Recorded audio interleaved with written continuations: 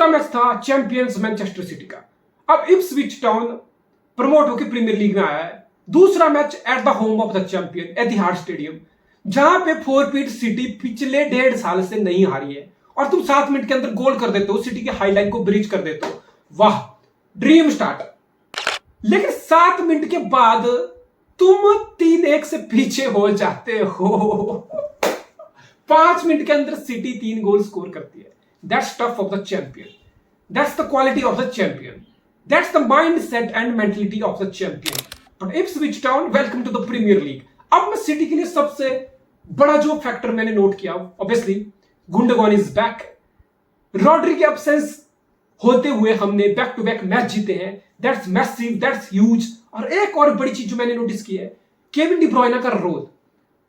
अब देखो, ऑब्वियसली अगर तुम अपोनेंट की बैकलाइन के हिसाब से देखोगे तो ऑब्वियसली सिटी का फ्रंट 3 है, जिसमें सिटी के दोनों विंगर को अपोनेंट के दोनों फुल बैक मार्क कर रहे हैं। अर्लिंग हालैंड के ऊपर मोस्ट टीम डेवलप करती है। मिडफील्ड में कोवाचिच के साथ जब रिको लुइस इन्वर्ट कर रहा है और बर्नार्डो सिल्वा मिडिल में खेल रहा है, व्हाट डज दिस मीन कि अपोनेंट की 3 की मिडफील्ड सिटी के 3 मिडफील्ड को मार्क करने में कंज्यूम हो रही है। फिर आप फ्रंट 3 रख रहे हो, जिससे आप सिटी के तीनों सेंटर बैक पे प्रेशर बनाए हुए हो। So this is the shape, this is the structure. अब इस शेप का एक फायदा, look at Kevin De Bruyne. अब Kevin De Bruyne left channel पे वाइडर ड्रिफ्ट हो रहा है। अब ऐसा अपोनेंट, या तो तुम अपोनेंट के full back Kevin De Bruyne को मार्क करने जाओगे ना, सो दैट मीन डोकू के लिए स्पेस ओपन अप हो जाएगा। You just can't afford to do that. अगर फिर तुम मिडिल से केविन डी ब्रुयना को मार्क करने जाओगे, दैट मीन कोवाचिच या बर्नार्डो सिल्वा में से एक मिडिल में फ्री हो जाएगा, 2 वर्सेस 1 हो जाएगा। You either don't want that to happen as well. फिर बेसिकली अपोनेंट की टीम 4-4-2 में सिटी के अगेंस्ट विदाउट बॉल डिफेंड कर रही है। फिर एक फॉरवर्ड तुम्हारा केविन डी ब्रुयना को मार्क करने जा रहा है, मीन सिटी को बिल्डअप में एडवांटेज है। Someone like Gvardiol will always be free to carry the ball forward. अब फिर Gvardiol is a good ball carrier. अब ग्वार्डियोल बॉल कैरी करेगा फॉरवर्ड, तो फिर कोवाचिच का मार्कर अगर ग्वार्डियोल को मार्क करने जाएगा, then Kovacic is a free man. अगर केविन डी ब्रुयना का मार्कर ग्वार्डियोल को रोकने जाएगा, then Kevin De Bruyne is a free man. Then is 2 versus 1 on the left side with Doku such a threatening winger. तो ये जो City की tactics है ना, केविन डी ब्रुयना को वाइड ड्रिफ्ट करना इस सीजन की, जो हमने 2 मैच में देखा, I think this is doing wonder for Manchester City. This is basically unleashing Kevin De Bruyne into the next level with lot of space. So obviously फिर City के लिए कोई मुश्किल काम नहीं था। City were ruthless. Kevin De Bruyne शायद एक और goal, probably goal of the season score कर देता अगर पास नहीं लगती। Rico Lewis should have scored. Gundogan came from the bench and Gundogan knows what to do. Gundogan कोई नया आदमी नहीं है, so it was comfortable and easy win for the champions. अब बात करता हूं एस्टन विला वर्सेस आर्सेनल। देखो 2 साल पहले तक ना 70-75 मिलियन आर्सेनल मिखाइलो मुद्रिक के लिए फेंक रहा था।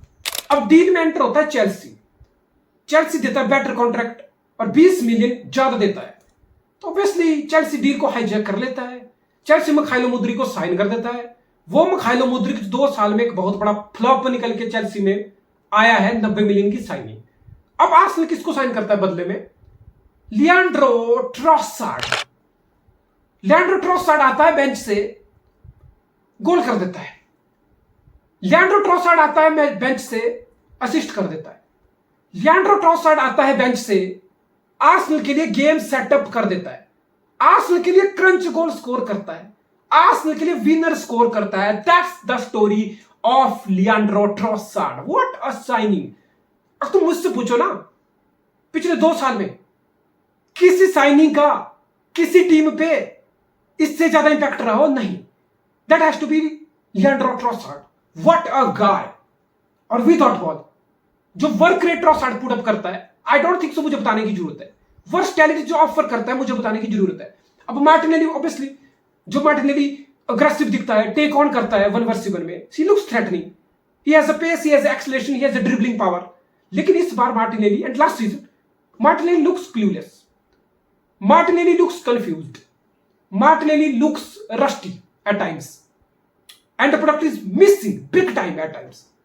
तो फिर स्टेप अप कौन कर रहा है? Trossard. I mean what amazing signing Leandro Trossard has been for Arsenal. अब यहां पे आर्सेनल के लिए एक और चीज हो रही है। ऑब्वियसली आर्सेनल भी 3 एट द बैक की शेप से खेल रहा है, जिसमें लेफ्ट बैक जुरन टिम्बर, मेरे हिसाब से जुरन टिम्बर अब जिनचेंको को यहां से बेंच करने वाला। मेरे हिसाब से जिंचोंको अब आर्सेनल के लिए एक स्क्वाड प्लेयर, बैकअप प्लेयर के तौर पे खेलेगा। तो ऑब्वियसली टिम्बर इन्वर्ट कर रहा है into the midfield, forming double pivot with Thomas Partey and 3 at the back. अब इससे आर्सेनल को एक फायदा मिल रहा है, अब इससे डेक्लन राइस को ज्यादा ड्रॉप डीप खेलने की जरूरत नहीं है। What does this mean?